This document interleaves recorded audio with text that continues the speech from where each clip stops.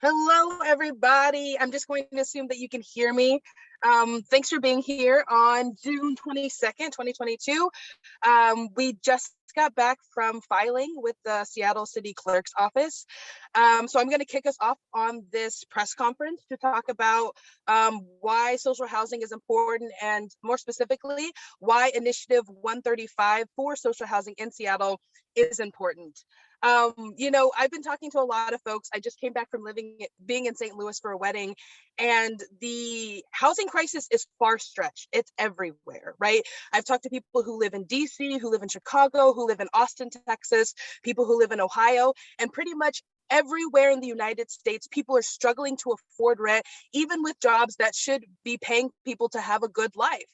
We're just not seeing it happen. And so the thing that matters the most to me, whether it makes it to the ballot, we pass it at the ballot, though those things are really important. I think more than that, working class people coming together to fight back against the powers that be, including government agencies and government institutions that have prevented us from having these full lives. We are a coalition of people who are grad students living with our parents, small families just starting out, trying to start a family in Seattle where homes are going for $1 million, single individuals having to partner up and have roommates and stay together because making 70, 80K isn't enough to actually have a good life in Seattle. The point of House Our Neighbors as a coalition, and the point of the initiative that we started was to make sure that people like us, our voices were heard. We knew that if we tried to go a route through people who are elected, who are so far from the problem, that we just wouldn't get what we needed. And it took a lot, and it took months of being told no, being told to wait until 2023, being told that something a little bit different, that we could use the current structure, that we should use philanthropic dollars. We were told a lot of different things about how this would go, and I think that a lot of people didn't believe in us. But the most encouraging thing was immediately thousands of people, hundreds of people did believe in this movement, right? They're feeling it right now. They are students, they are young people, they are teachers, they're nurses, they're parent educators who know that they don't have that much long in Seattle before it becomes untenable to live here. And so, the picture we kind of draw, the picture that I just drew might seem a little bleak, but in the face of all of that, so many people, so many volunteers came out of the woodwork and started to put a lot of blood, sweat, and tears into this. And so I'm extremely proud as someone who collected one signature to be on a team with people who were out at 1 a.m., people who were out every single day, people who did it for money, people who did it for free, people who talked to their families and had hard conversations, folks who talked to students. I'm really glad to be alongside those people and to have presented that to the Seattle City Clerk with those folks. And extremely honored to be working with my co-chair, Tiffany McCoy, who has put so much work, I've seen it every day, into making sure that this was something that was super successful. So I really just want to say thank you for everybody who collected signatures. Thank you for everybody who signed and who had a conversation with someone outside of a light rail station or a library or a Safeway. And for people believing that Seattle can do better, that though things may look bleak, that there are people who are going to put in the work to actually come together as a community, come together as the working class, and start fighting for things to make our lives a little better. So unfortunately, I don't have the list of people right in front of me. So maybe if Tiffany put it in the chat, I can introduce the next person, who is Keenan Calhoun from UFCW 3000 grocery store worker. And Keenan's going to talk to you about their experience. Sorry about the name forgetting. Thank you though. Hi, can everybody hear me all right? Yes. Okay, cool. Just making sure. Hi, yeah, my name is Keenan Calhoun. Just want to say, thanks to the House Our Neighbors campaign for giving me this opportunity to just share why this is so important to me and my coworkers. So yeah, my name is Keenan. I've worked for the last 7.5 years as a grocery clerk at the Lake City Fred Meyer store. I'm also the steward for my union, UFCW 3000. So as a renter, grocery worker, experience firsthand how expensive it is to live in Seattle. I choose to live in the city, close to where I work, which means I need to make some concessions, such as living with roommates, moving as rents go up, and being, pretty careful about spending.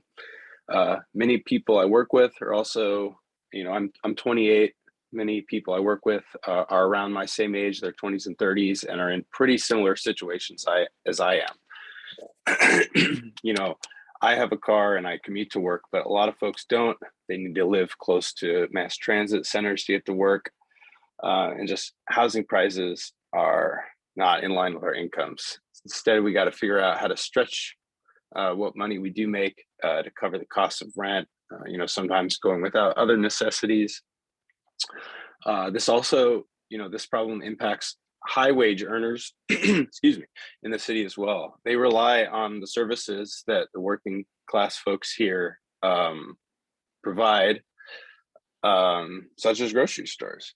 And if those who are providing those essential services can't afford to live, near where they work, they're faced with understaffing, and that impacts everybody. When I heard about initiative I-135, I was totally on board. Supporting housing that is based on people's income and what they can afford just makes sense. It was easy to, circulate the petition at my store. Everyone is concerned about out of control rents. Also, in the last 2 years, our jobs have gotten harder. People who are unhoused, unhoused members of the community don't have anywhere else to go, especially early on in the pandemic. So they came, spent a lot of time at our stores, and we experience the impacts of the housing crisis every day in our workplace, and we want to be part of the solution for ourselves, our customers, and our communities. That's why over 450 of my UFCW coworkers in grocery, retail, healthcare, and cannabis signed to put HON I-135 on the ballot. We're looking forward to doing everything we can to make sure that it passes. Thanks. Thank you so much, Keenan. I really appreciate that feedback, to hear from people who are actually being affected by our housing affordability crisis, like grocery store workers, who we've kind of hailed as these like essential heroes, but really haven't done much to live up to that for them. So thank you. Next, we have Sharon Lee from Lehigh, the Low Income Housing Institute. And Sharon's going to talk about her experience with social housing and what it means to be the executive director there. And I really appreciate that not too long ago, Lehigh endorsed this movement because they realized that Seattle needs all hands on deck to address our housing affordability crisis. Thank you, Sharon. Thank you. I'm the executive director of Low Income Housing Institute, or Lehigh, and I want to congratulate you and everybody for turning in the signatures. We look forward to having this on the ballot. The Lehigh board voted recently unanimously to support the initiative. We are thrilled that there's an opportunity to get a bold initiative. We really need something to happen in Seattle that will shine a light and actually produce far more housing than ever before. And I think social housing should not be that strange a creature, right? Because what's great about social housing is we're taking housing out of the private sector as a commodity and making sure that it is going to be held, housing will be held long-term, forever, like forever housing, forever affordable. And that's what we need. We have too many programs that they last 12 years and then the rents go up, or they last 20 years and the rents go up. And so this is what we really need. And it's not that far for us to travel to Canada. If you go to Vancouver, BC, and go to Falls Creek, you will find social housing right there. And you have these beautiful housing for seniors, housing for families. And what's able to happen is that because it's not for profit, the rents actually become more affordable over time because you don't have that speculative nature. So the Lehigh board realizes that, you know, we've been working so hard to house people. And I mean, we right now have over like 750 people living in tiny houses because we have a homelessness crisis. And look at the crisis just in Seattle, King County. It's abysmal, right? It's a humanitarian crisis. And we have 3,000 affordable units, but we can only do very few nonprofit housing preserved or built year after year because we don't have a major funding source, and we don't have a way of having all of our nonprofits and all of our public sector folks producing housing at the volume that it needs to happen. So we are really, really happy to be part of this initiative. And as you know, many neighborhoods are facing displacement and gentrification. And we believe that I-135 would also help produce housing for historic residents of all the neighborhoods that we care about. So we are happy to be on board. We help get some signatures from people living in our housing and tiny houses. And I really appreciate all you've done and everybody has done here to make this possible. And now we have to work on the campaign. Thank you. Thanks for sharing that, Sharon. And we really appreciate the way that you address the tension between nonprofit housing developers and how we all need to come together to kind of see as many solutions as we can to address this crisis. So really appreciate that. Next, we have Suresh Chan. I don't want to mess up your name. I've never said it before. And Chan Mugam from Tech for Housing. He is a software engineer. Suresh has been monumental to this. He's also a steering committee for House Our Neighbors, has been part of this coalition, I want to say from the very beginning, basically, and has done a lot of work, always brings his kids out to events. And I love that about Suresh. And he's going to talk about why it matters that Tech for Housing supports this initiative. Hi, everyone. Thank you so much, Ty. My name is Suresh Chanmugam. My pronouns are he, him. I work as a software engineer in downtown Seattle at a global tech company that's headquartered here in downtown Seattle. And when I'm not parenting 3 children with my partner, I've been volunteering with Tech for Housing for the last 4 years, including serving on its board in 2019 when we operated as a 501c3 nonprofit under the fiscal sponsorship of the Housing Development Consortium. We are a group of tech workers who believe that the extraordinary growth and productivity of Seattle's tech industry can and should benefit everyone. Seattle has grown rapidly over the last 2 decades to become the 2nd largest tech hub in the US and also the global leader in cloud computing. Nearly every major software company has an office in downtown Seattle or South Lake Union. And today, the annual GDP of the Seattle metro region is roughly $375 billion. That's double what it was 20 years ago. It's larger than the country Denmark, larger than Singapore, where 80% of residents live in social housing.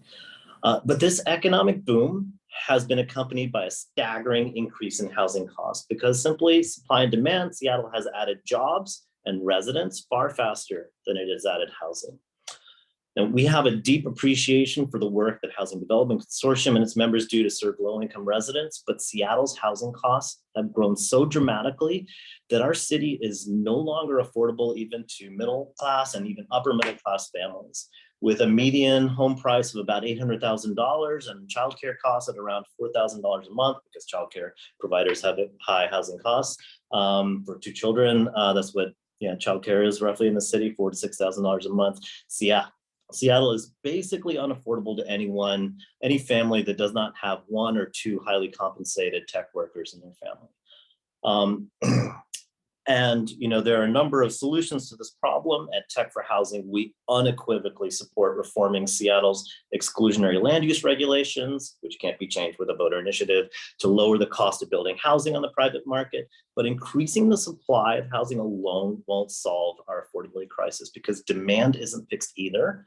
Our tech industry continues to grow. Amazon is hiring another 12,500 employees in Seattle, more than it is in any other city. And combined with staggering wage inequality, the top 20% of households in Seattle earn 18 times more than households with the lowest incomes in Seattle. Tech workers will always be able to outbid a school teacher on the for-profit housing market. And aside from this deep humanitarian impact of our housing crisis, we simply can't function as a city when teachers, architects, florists, grocery clerks of UFC W3000 who are frontline workers who helped us buy essential goods during the pandemic, baristas, Even public defenders can't afford to live in Seattle. But there is a proven solution to this problem: permanently affordable mixed income social housing. This is what world-class cities like Helsinki, Vienna, and Singapore build to ensure that they sustain a vibrant and thriving community. We are a world-class city now. It's time for us to step up on the world stage and do what every other world-class city does. Tech for Housing is so proud to endorse I-135, the Seattle Social Housing Public Development Authority. We congratulate the House Our Neighbors Coalition on their hard work to reach this milestone. I also want to really thank the 30+ volunteers who showed up nearly every Sunday over the last 2 months to help Tech for Housing. This is in the rain, to help Tech for Housing gather signatures for this initiative at the Capitol Hill Sunday Farmers Market. We gathered roughly 1,000 signatures for I-135. I see one steady volunteer on here today. Apu, thank you so much for being out here every week. And congrats to Tiffany and Ty and Camille and the others in this coalition for getting to this great milestone. Thank you so much for that, Suresh. He always comes with the facts. I just learned a bunch of new stuff about housing, and I call myself a Seattle housing expert. So thank you for bringing that perspective when talking about why Tech for Housing supports. Next up, we have Renaissance from 350 Seattle. Ren is the 350 Seattle co-director of campaigns. I've worked with him really closely on different rallies. I've been there with him at Stop the Sweeps events. And Ren's going to talk about the importance of using an environmental lens when building housing and acquiring housing as a social housing developer. Good morning, everyone, and thank you for having me. And because I haven't heard it yet, we're on Duwamish, Coast Salish, Suquamish, Stillaguamish, Nahomish, Puyallup, Tulalip, Muckleshoot lands. And that's really important for us to honor and remember as we're working on like housing in the situation and who has been displaced before, who is currently being displaced today, whose shoulders and backs, like all of the infrastructure of the society in which we live was built on. So we're talking about folks from the African diaspora who were brought here and enslaved and worked through. And that's really, really important for us to keep in mind as we're working through these things. For our people. And a huge question of why 350 Seattle itself got involved in the movement for social housing is that our mission very explicitly states that we work towards climate justice by organizing people to make deep systemic change, fostering, resisting fossil fuels, working towards sustainable alternatives, and helping to usher in welcoming, resilient, and just communities. And our third value is just transition.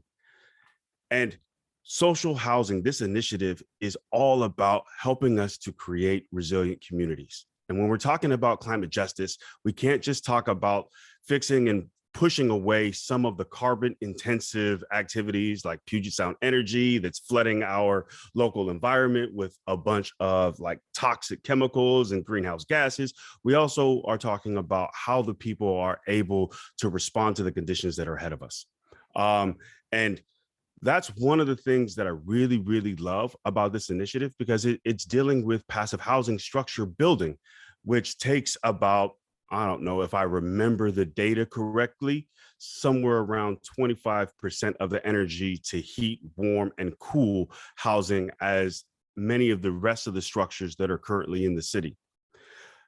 But some of the things that really spoke to us about this initiative has to do with the way that the community itself is being formed, where a majority of the deciding board of the people in these communities are the actual tenants living in the residents themselves, as well as union workers, which is right in line with the just transition frameworks that says deep democracy is decisions being made by community members and worker members. And if you haven't seen that, that's coming through the Movement Generation book on a just transition and talking about how we move forward in terms of achieving the society that we need to have in order to be here. Another one of the very important elements of this initiative that came through was the transformative justice element that is written into the legislation so that people will not just be evicted from the place in which they live, but in fact, it takes into consideration all of the elements that led a person to maybe having a conflict with somebody else in the community or being unable to afford rent. And so then you go through a process in community to find out what happened, what led to that situation, and what the community can do to support that resident while they're still living in the same situation so that community is building community together. These are super and vastly important elements of what initiative I-135 is doing. And wow, I paused for a moment because I lost my train of thought, but those are vastly important elements. And I think there was one other thing that I wanted to share before parting ways. I get nervous in front of people. It's really difficult when we're fighting for something that's so important as this. And without taking too much more time, because I lost my train of thought. I think those are solid things to share about why we got involved in this, and why we remain interested in pushing for I-35 to pass. It is a definitive shift from how we have been and what we have been doing that gets us towards the place that we want to be. And us making decisions together and fighting for a green built city is exactly what we need. And having the people who are most impacted at the forefront of those decisions is the only way that we're going to get there. Thank you. Thank you, Ren. As always, thank you for centering us and those who are most impacted, the most marginalized among us, and making sure we take attention to the fact that Black and Indigenous folks have been displaced out of Seattle at an enormously dangerous rate. So thank you for bringing all of that back. I really do appreciate that. And finally, we have Nikita Oliver. Let me make sure I get their accolades correct. They are Executive Director at Creative Justice, the steering committee member, a steering committee member for House Our Neighbors, and a lawyer. And I'm pretty sure you've taught at SU, right? You can talk about that. But Nikita's going to talk about why they support House Our Neighbors and why they have a better background than I do. I do not. I am so excited, Ty, that you're hosting this presser, and thank you for introducing me. I want to start first, like Ren did, by acknowledging that we are here in the Coastal Salish Territories. We did just celebrate Juneteenth that is now federally recognized, and really ground ourselves in the bigger picture of the system that we're in. And I want to go back to 2021. I know no one wants to go backwards in COVID, but let's just take a step back. And I want to remember when Charter Amendment 29 came out and House Our Neighbors started to form a coalition acknowledging that that charter amendment was not going to get us out of the homelessness crisis, and it certainly was not going to address the housing crisis. And we were told that pushing back against it was an impossibility, that we would never win. And we didn't believe that, because we believe that when you fight, you win. And we started organizing, educating our communities about why Charter Amendment 29 was not the answer. And when we were able to defeat that charter amendment, we came together as a coalition, we regrouped, and we said, we want to do something affirmative. We want to do something positive. We need to do something solution-oriented so we can help our city get out of this crisis and make sure that our most marginalized, our most impacted community members, Black, Indigenous community members, young people, queer and trans community members, disabled community members, low-income community members, middle-income community members had the right to stay in place in this city and had access to quality, affordable, green housing. And we know that in the structures that we live in, there are often not ways to get our solutions moving, but we had the audacity to say we will move an initiative, because we went from a place with Charter Amendment 29 where everyone thought it was impossible to defeat to everyone jumping on the bandwagon in the end and congratulating ourselves for being able to defeat it.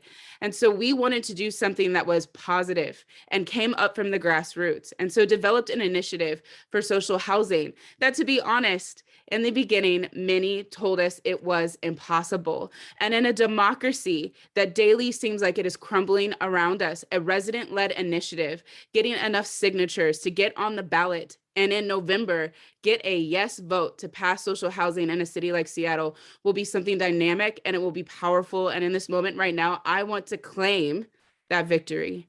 I want us to really ground ourselves in what it means to have a people-led movement, what it really means to have renter-led housing where the PDA board is made up predominantly of those who are going to live in that building. I want us to think about what it means that those with the highest incomes will be subsidizing those with the lowest. That is what our tax structure should look like. We should live in a place with progressive taxes. And I believe that this social housing, progressive revenue, I believe that this social housing initiative is the first step to galvanizing our communities, to actually turning not just our housing market the right side up, but also our tax code the right side up. So I am thrilled, I am humbled, I am honored to be a part of a community of organizers, of community members who will not back down from doing what is right and are doing the work to make sure that our city has available every tool possible to get out of this housing crisis, to address the homelessness crisis, and to do so in a way that is intersectional, understanding that economic justice is racial justice, is gender justice, is social justice, is labor justice, is about workers, is about turning our communities into spaces where everyone can belong and live. We are building a city that is truly for everyone, centers the needs of our most marginalized. And I want to invite you on July 8th from 6 to 9 p.m. to come through and celebrate with us at the AIDS Memorial Pathway. We have chosen this space very intentionally. It is in the middle of Capitol Hill. It is a space where racial justice uprisings occurred to call our attention to international and intersectional crises that we are facing. It is a space where there is housing all around, some of which none of us can access. It has green spaces. It is a model of what it would look like if we had a city that was walkable for everyone, to be able to live in a space where grocery stores, green spaces, amenities, healthcare were accessible right where you live. Imagine if everyone in our city had access to that. And this social housing initiative for me is a beautiful seed being planted to grow that. And we as community organizers, as community members, have come together to make this happen. So if you're watching this press conference, I want to encourage you to get on board, to be a part of our Get Out the Vote efforts, to get your neighbors registered to vote, because in a nation where we are seeing democracy crumble around us, this initiative is actually laying a foundation for a truly democratic process where a seed of an idea can start in our communities, make its way to the ballot, pass, and transform the material conditions we are living in. So thank you to all of our volunteers for their work, our steering committee, every person who has been with us since Han in 2021, and every person who will join us moving forward. We can only do this work by the power of the people. Yes, yes, yes, yes, yes. Thank you for that, Nikita. As usual, you have painted a vision of a place that I actually want to live in as someone who notoriously has nothing but negative things to say about Seattle. So if you have any questions, whether you're press or not, I mean, we're a community-based group. You can put them in the Q&A chat and we will answer them. Well, if they're for any of the panelists or for myself or for Tiffany, we're all here to answer any of those questions. But until then, I'm going to do two things. I'm going to plug that event one more time. That is July 8th at the AIDS Memorial Pathway, 6 p.m. to 9 p.m. Everybody is invited to come celebrate with us. Like a lot of people are saying, we should celebrate our wins more. I think that we often don't have a lot, but whenever we do have a chance to celebrate community coming together, working class people coming together to fight and win, I think we should do it. So I hope to see everybody there. July 8th, 6 o'clock, AIDS Memorial Pathway, lots of art, lots of music, lots of food, people coming together to just enjoy one another's company. I'm going to have Tiffany McCoy, my co-chair, field some of the questions. Just put them into the Q&A if you have anything you want us to respond to. Thank you everybody for coming. Thank you all for having me. Thank you so much to our panelists and our volunteers and all the folks I've already thanked again. I am like immensely grateful and I'm so glad to be in this position. Thank you, Ty. Yeah, and thank you to everyone for coming and everyone who spoke and just, yeah, this movement that we're building. And I wanted to highlight a couple of key points before we open it up to questions. I want to just do a humongous shout out to Washington Community Action Network. They have been out for the last actually for months. But Washington Can has been with us since the No campaign. They've given us a staff member, Mauricio Ayon, to work with us closely.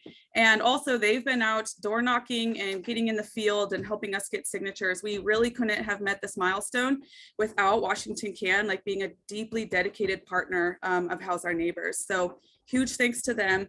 UFCW 3000, also want to thank you all for gathering signatures with your members and then hosting a last minute canvas to get us over that hump.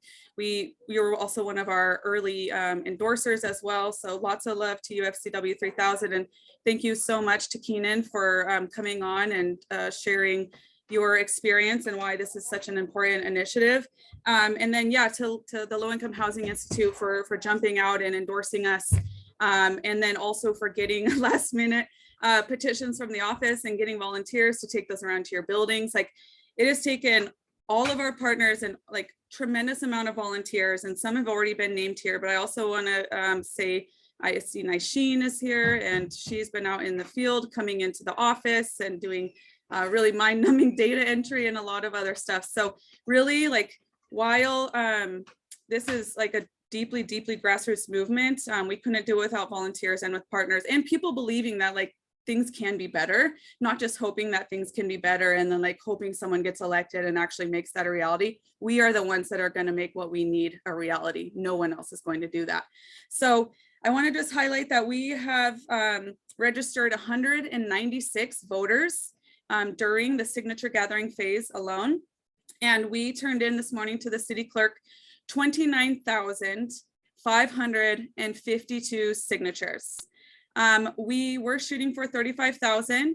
We didn't get there, but we have that number. I also want to be very clear that we were very conservative in our counting of that number. So we crossed out every person that signed that was not a Seattle voter. We also didn't count towards this number anyone who was like, had an unclear address or had no address associated or a phone number. So just so you know, that's how we got to that number. That's taking out all of those elements. We hope that we are able to get through on what we turned in just now, but I want to remind the public that if for some reason we come up like 5 short or 100 signatures short, we do have a 20-day window to gather those requisite signatures and turn those in to get on the ballot. So just everyone know, spread it far and wide. If we don't succeed this time, we will succeed in the future because we're not giving up on this fight. As every speaker highlighted, we can't wait for a better Seattle. We are the ones that are going to make it better. And as Sharon in the Lehigh press announcement said of their endorsement, there are not enough tax credits in the world to get us to deeply affordable housing at the scale we need. So we have to implement a new tool in order to make sure that Seattle does not become a place for folks that have perpetual wealth and are just in the software engineers that can live here. We want to make sure that we can retain folks staying here. So with that, I will open up questions. I see a couple questions in the chat, but I also know that would you mind unmuting Erica? Erica, I see you up first. I think I answered part of your question, Erica, but I'll just give you a moment to ask your question too.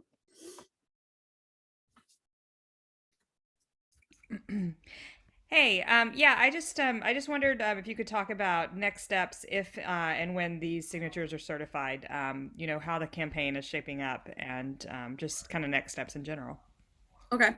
Yeah, so tomorrow the city clerk's office in Seattle is going to go through all 6 boxes of our petitions and count them and scan them and then deliver them on to King County Elections. King County Elections then counts those and verifies and validates those signatures over the next couple of weeks and then lets us know what our valid signature total is. If we are above the threshold needed, we will then be pushing the city council. Actually, we'll be starting soon to push the city council to make sure that this gets on the November ballot. I don't believe that most members of the city council are going to pass this as is. They could potentially put on an alternate. So we will be fighting against that. And we will just be putting pressure on them to do what they've done in the past. When Charter Amendment 29 came before them, they just put that directly onto the ballot. That is what we are going to be pushing them to do with this one too. We want that November spot. But just to be crystal clear, in case we don't get that November spot, whatever spot we get, we will take that and we will like build up this mass movement and ground game, and we will win that. So this is happening one way or another. I see Hannah Krieg from The Stranger.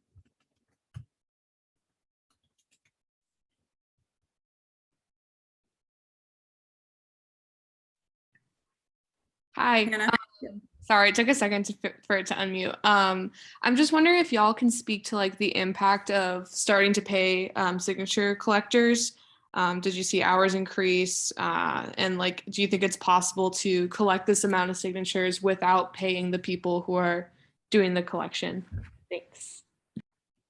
That's a really solid question. And we've actually, the last couple of days, like having my hand on a petition for 8 hours straight. Want to highlight how deeply inaccessible this process is. The fact that we've had folks that have emailed us and said that they are immobile and they want to sign, why can't they sign online? And could we go to their house to get their signature? And while like we absolutely want to do that, we are a grassroots movement with the support of staff from Real Change, of like myself, and then also Washington Can, and then all of our volunteers. And we're out there just trying to collect petitions from everyone. And some people we missed who wanted us to go to their house. And while we really strongly dislike that, that's the state's responsibility to make sure that gathering signatures is as accessible as possible.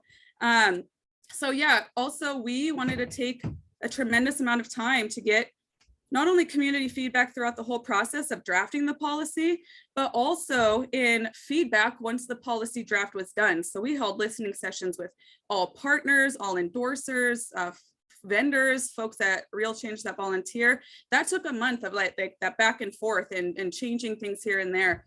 That was deeply important to us because we wanted this initiative to come from the community. So yeah, it would have been nice if we had finished that process earlier.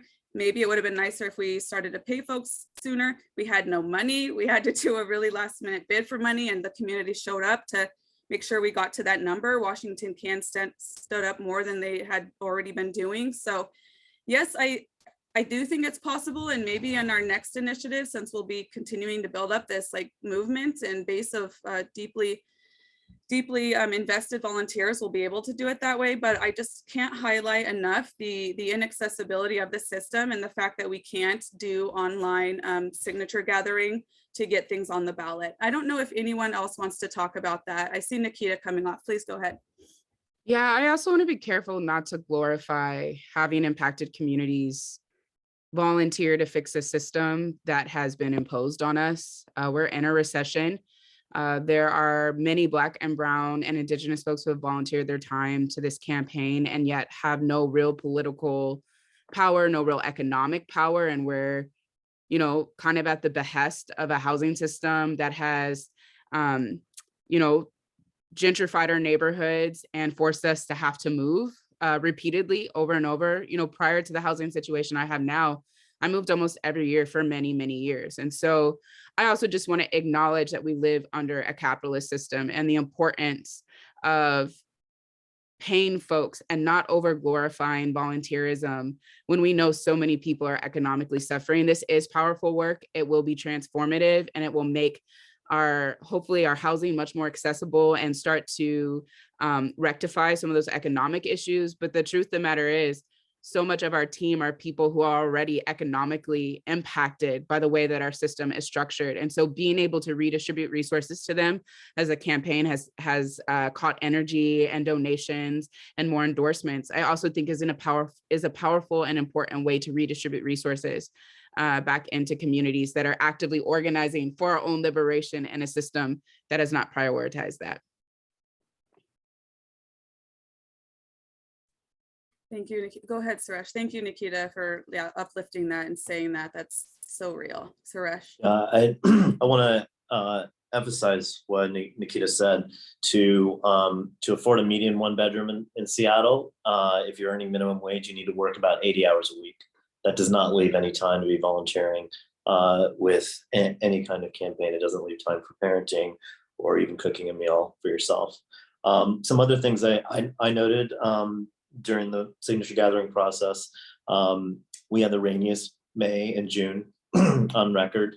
It probably would be possible to do this entirely with volunteer signature gatherers if it hadn't been so rainy. Basically, anywhere you go where there's multi-family housing and it's not raining, it's very easy to collect signatures for something this important.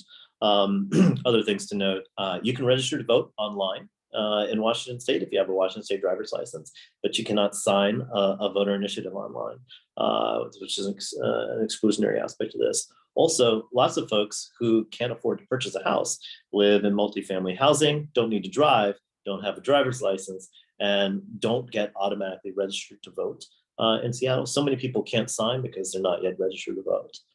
There's a bunch of things that are just super exclusionary about the initiative signature gathering process, the way our laws are currently written and interpreted. Yeah, anyone else that's spoke that want to talk to that question? Okay. I see one more question about living on the east side. How can I support? I mean, even if you're on the east side, you can still come and volunteer in whatever capacity you feel is accessible to you, and yeah, that can fit your lifestyle. Gonna be real, like we need money. We need to fundraise. Like we are getting this is like a people power finance campaign with some unions that have put in money, but also other partners that are putting in like volunteer time and staff time. So yeah, those are some ways you can help, but also like just getting involved generally. Like we want to get this done in Seattle, and then hopefully it fires up a movement to happen at the county level or even at the state level. Just to be clear, like social housing is a nationally growing movement. We already do have social housing in Montgomery County, Maryland for like the last 5 years. In California, Assemblyman Alex Lee, his social housing proposal is already passed out of the House side. It is just passed out of a Senate committee. That means it's on to the Senate floor in California, and that would create a social housing developer. Also in Hawaii, Senator Stanley Chang has been working for 4 years on his Aloha Homes initiative to create social housing there. That passed this legislative session. We have folks from Florida reaching out to us, Tacoma, Denver, wanting to figure out, and San Francisco is the most recent, who want to also figure out how to do what it is that we're doing. So this is spreading like wildfire because we know that we can't wait on the market to solve our problems. We never could, but we're just doing it out loud now. And we also just know that like folks in power, regardless of like how great an individual person is, they're up against a ginormous system that is working exactly how it is intended to squash movements and squash those that are marginalized and make sure that we have no voice in policy. So that's why we also take the initiative route on ours individually. So that's what I'll say about that. Are there any last minute questions before we head out?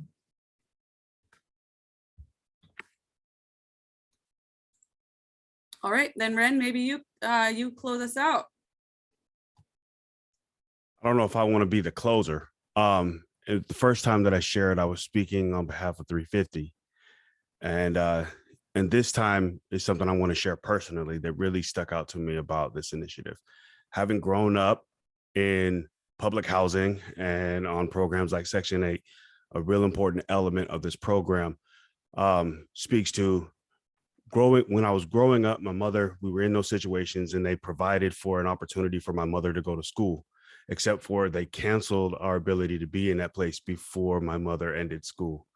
And then while we were growing up and we're dealing with programs like Section 8, it didn't really allow for a development of being able to afford raising 2 kids as a single Black mother in the United States.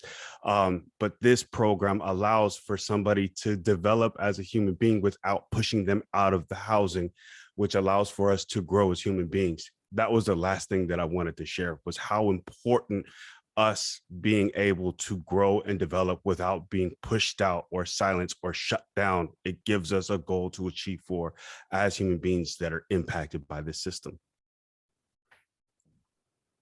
Yeah, absolutely. I think that's a great note to end on, but I'll check in with Ty. Ty, anything else before we take some needed rest and rejuvenation and recuperation and get ready for GOTV? Anything else? Yes, for one, anybody who's on this call who's done anything for House Our Neighbors, don't do anything else for House Our Neighbors for at least 2 days. Please take a break.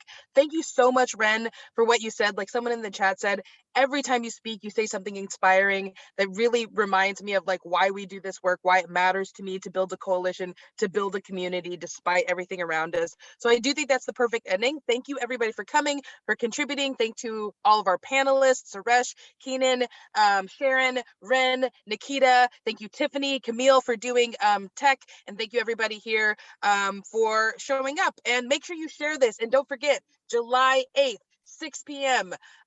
AIDS Memorial Pathway. We'll put out stuff on social media. But it's been great. Thank you, everybody.